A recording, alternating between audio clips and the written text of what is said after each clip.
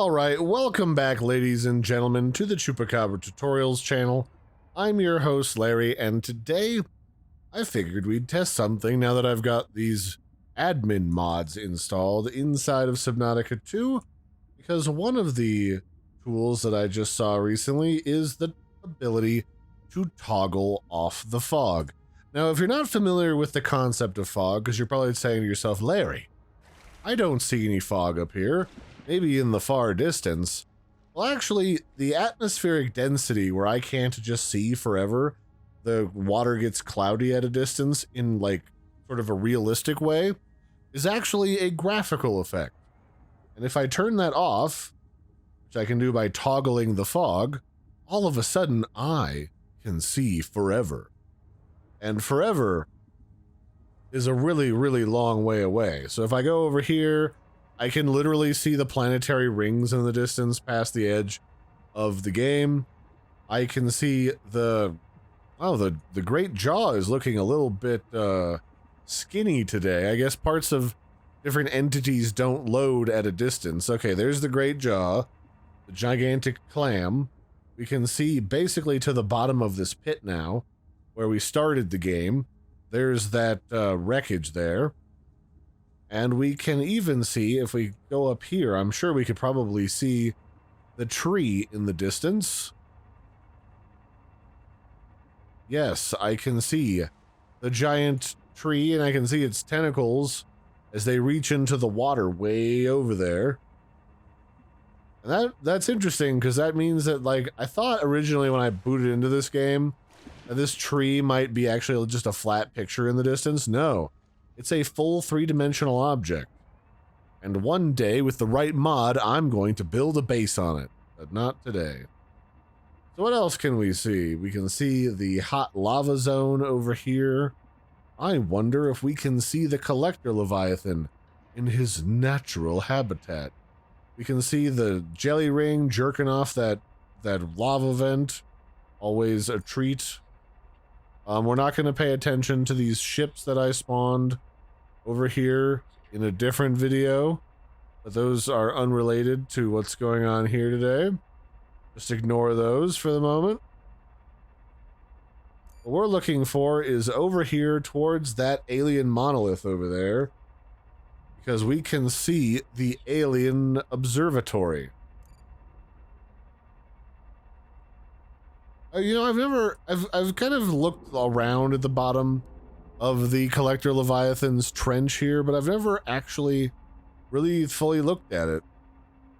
There's a bunch of clam shells where this bad boy's been eating clams, and I mean really big, oversized clams down here at the bottom. That's kind of cool to see.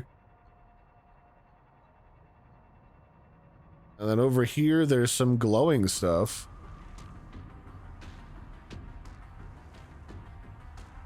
Huh, wonder why this glows. It's almost bioluminescent down here.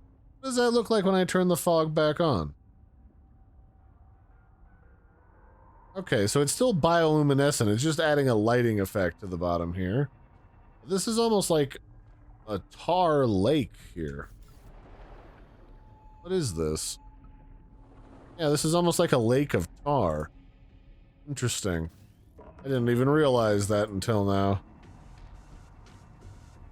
Alright, well, let's continue to check out what this game looks like with fog off.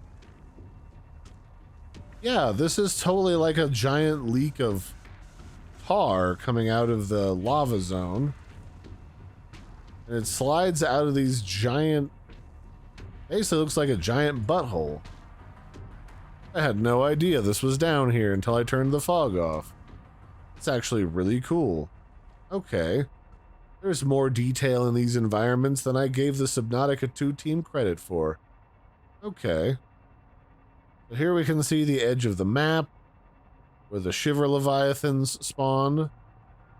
We might go check that out here in a minute. And then here is the... I swim up here a little bit. This is the Alien Observatory, or... Is it more like a...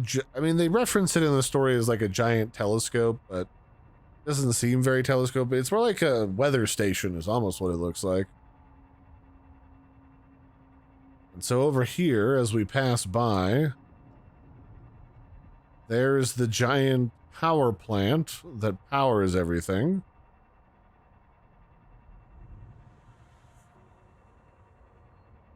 You can get a really good view of the tree tentacles from over here.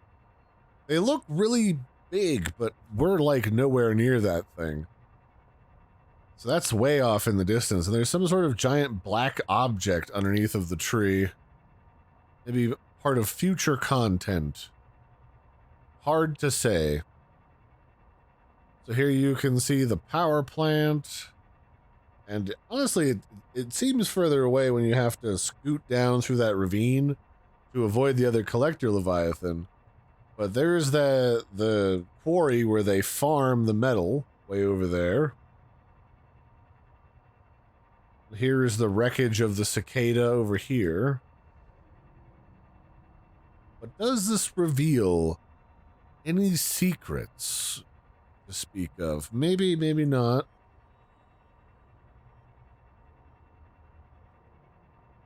The fact that it takes me so long to traverse this area tells you exactly how big all of this is.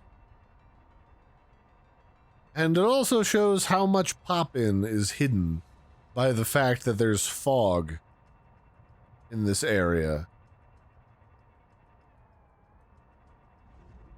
That's another thing that you learn if you think about games and gaming history.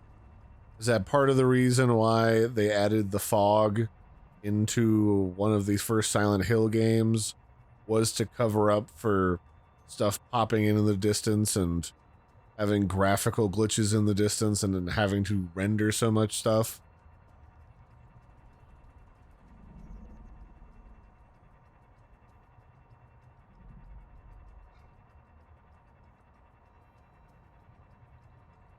And this is wild. It's almost like they're all flying birds now without the fog. That's crazy. See, this is the sort of stuff I love about video games, is after you're done playing them, you can explore what makes them great. And seeing the level design without the fog has brought in like a whole new appreciation for how the team is setting this up so far. So now I'm curious. Oh, we've got the deep wing leviathans here, shitting eggs down onto everything.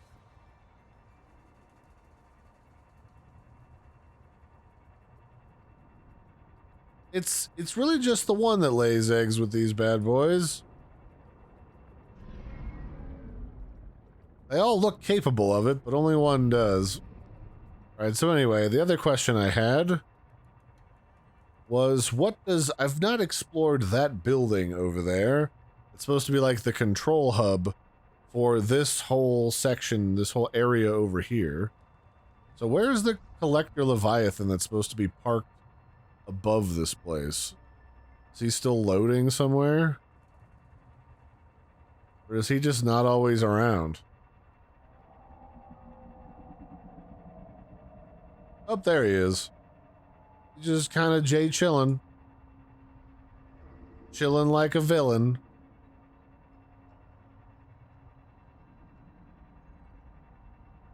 Oh, there's this. Huh. Yeah, this basically was once upon a time just a big old quarry. And if you're curious about what's going on with all this acid pools, I don't think these acid pools were always here. It looks like the acid actually leaks out of these giant metal farms. So this used to just be the fuel that used to make all of this stuff run. That's kind of interesting. And then this used to be the control tower for this whole thing. Yeah. It's wild.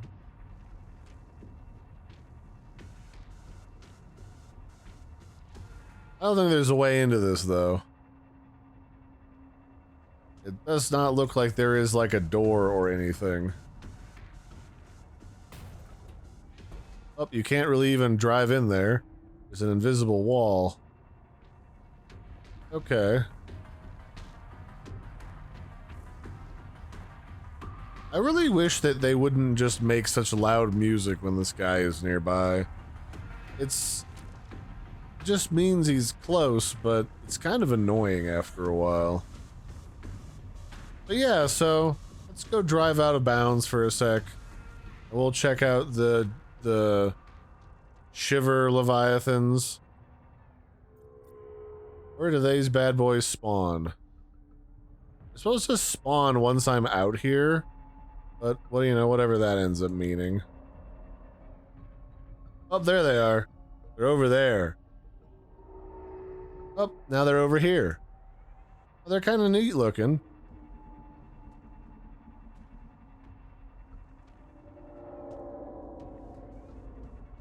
Very funny idea for like a Leviathan. They're like an eagle. Like an eagle that has a homing missile for a personality.